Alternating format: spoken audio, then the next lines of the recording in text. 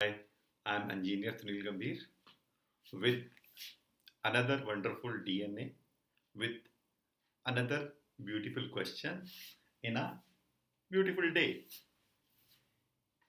तो क्या है क्वेश्चन में अभी मालूम चल जाएगा क्यों मैं इतना खुश हो रहा हूँ. क्या स्पेशलिटी है क्वेश्चन के अंदर. From the top of a tower. Tower है 100 मीटर वाला. Okay nice. बहुत ही बढ़िया क्वेश्चन है वाला. A ball is drop. यहां से बॉल को आपने ड्रॉप किया. कर दो u0 और a is equal to plus g. ठीक. And at the same time another ball is projected vertically upward. और यहां से आपने बॉल को ऊपर फेंका. इसको ले लिया u1, इसको ले लिया u2 from the ground so that it just reach the top of the tower. Eight what height do the to ball pass one another. Super question है यार ये. और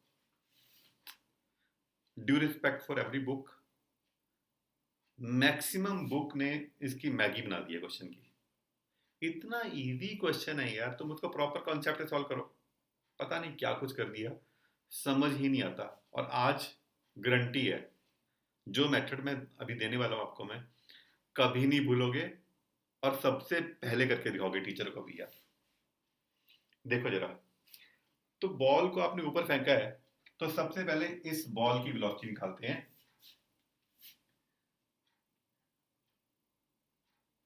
इसको बॉल को ले लिया 1 को. ये बॉल है 2. बॉल 2. बॉल 2 के लिए एच कितना है? 100 मीटर. u2 में मालूम नहीं है, पर हाईएस्ट पॉइंट v2 पक्का 0 हो जाएगा. g हमने ले लिया +10. तो v2 square minus u2 square is equal to 2gh. तो minus u2 square is equal to 2 into minus 10 into h. और आपके पास u2 आ गया 2000 रूट.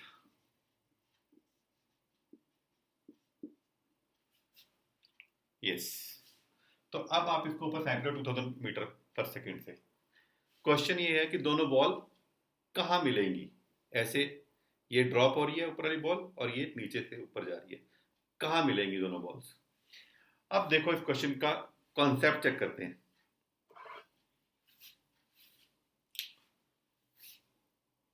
ये डाउनवर्ड है इनिशियल वेलोसिटी और ये इनिशियल वेलोसिटी अपवर्ड है. ठीक. तो इफेक्टिव वेलोसिटी जब दो वेलोसिटी अपोजिट जाएंगी तो इफेक्टिव वेलोसिटी ऐड हो जाएगी. तो हमने लिखा effective velocity is what u1 plus u2. It's what 0 plus 200 meter पर सेकेंड. अब बात करते हैं एक्सेलेरेशन की. इसका एक इधर है, g डाउनवर्ड है. और इसका एक इधर है, वो भी डाउनवर्ड है. दोनों के g डाउनवर्ड है. अगर दोनों के ही g डाउनवर्ड है तो इफेक्टिव एक्सेलेरेशन कितना आएगा?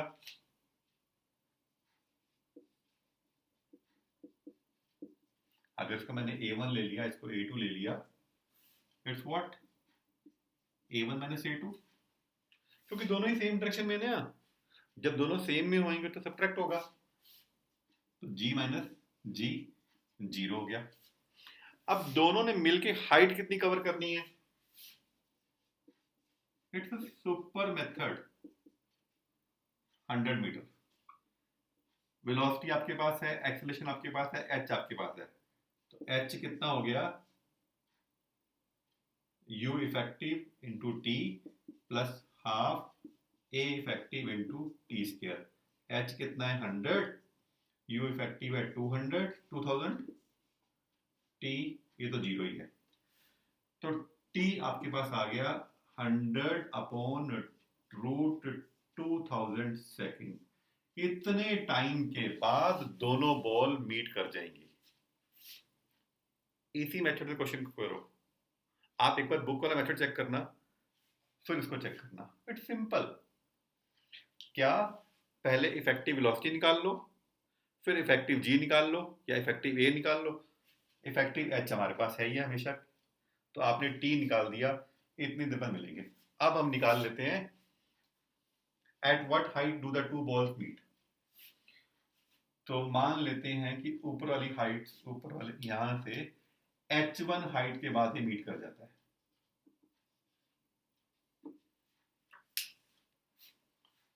सो हाइट या depth travel by ball 1, h is equal to half gt square, half g is 10 and what is t, 100 upon 2000 square. तो ये आपके पास आ जाएगा हाफ 10 100 100 2000 कट गया।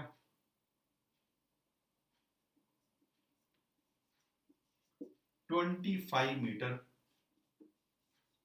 From bottom, from top.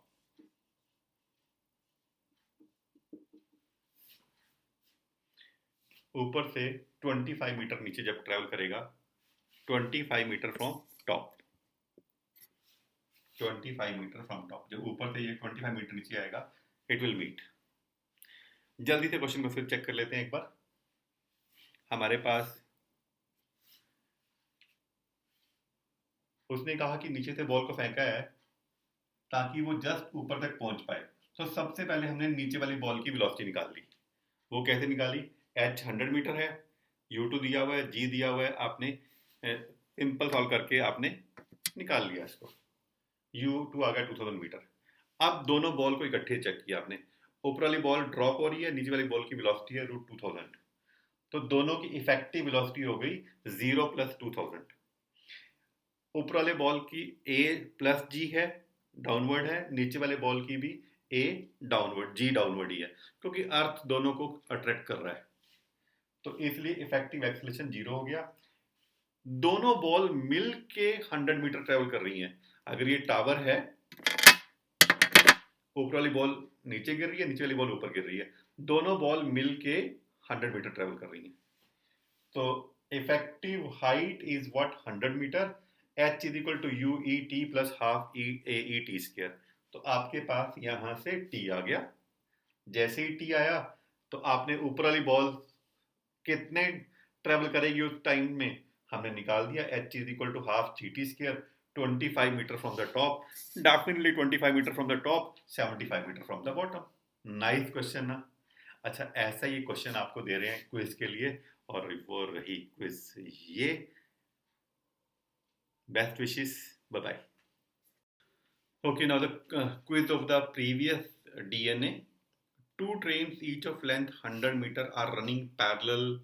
One overtake the other. Okay, like this. One overtake the other in 20 seconds, and one crosses the other in 10 seconds. Crossing is in 10 seconds. जैसे ये दोनों trains हैं. My hands are trains. It cross like this. Cross. This is cross. This is cross. जैसे ये हमारे पास train है, these are the trains, and here the crossing start, and this is the crossing. Crossing is like this. Yes, it's cross. So during the cross, if the length each of length 100 metre है, इसकी 100 metre है, इसकी 100 metre है, तो crossing में कितना time लग रहा है? 100 हो गया प्लस 100, 200 टाइम लग रहा है, 200 मीटर ट्रेवल करना पड़ रहा है। फिर देखते हैं if there are two trains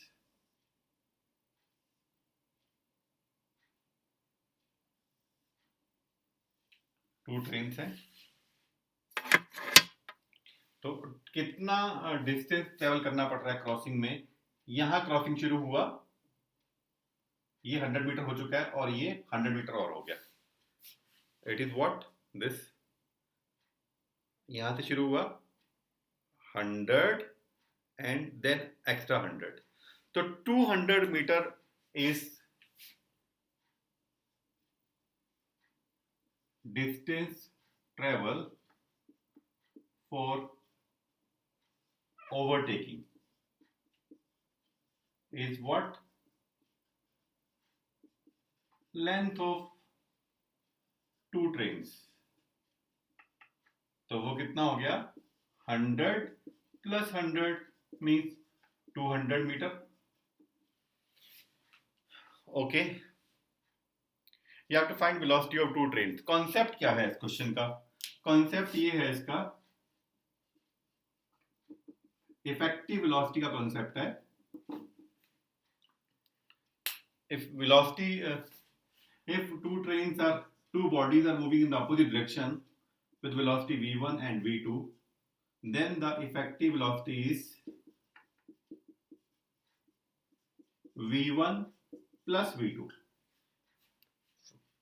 और अगर हमारे पास it's moving in the same direction, effective speed is v1 minus v2। अच्छा, जब हम कभी बस में कहीं जा रहे हैं तो एक और बस हमें क्रॉस कर गई, तो हम दूसरे बस के पैसेंजर को नहीं देख पाते। क्यों? क्योंकि इफेक्टिव वेलोसिटी इंक्रीज कर गई है। और जब हमारी वाली बस दूसरे वाली बस को ओवरटेक करती है, we are able to see all the passenger. क्यों? क्योंकि इफेक्टिव स्पीड कम हुई है। आपकी बस की स्पीड 60 है, दूसरे की 40 है, तो इफेक्टिव स्पीड कितनी है? 20, जिससे उसने ओवरटेक किया है। और आपकी 60 है, उसकी 40 है, अब इफेक्टिव स्पीड कितनी है? 100, तो इसलिए कुछ भी नजर नहीं आता। Okay, one overtake the other in 20 second. So distance travel for overtaking is 200 meter and effective velocity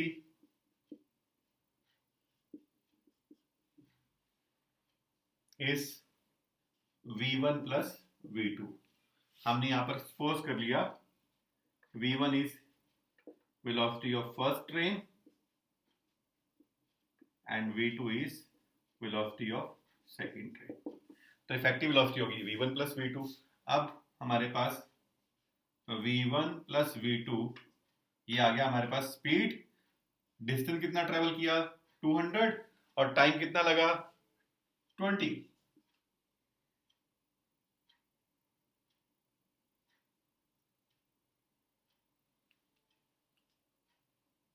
पहला ओवरटेक था, ओवरटेक इज दिस,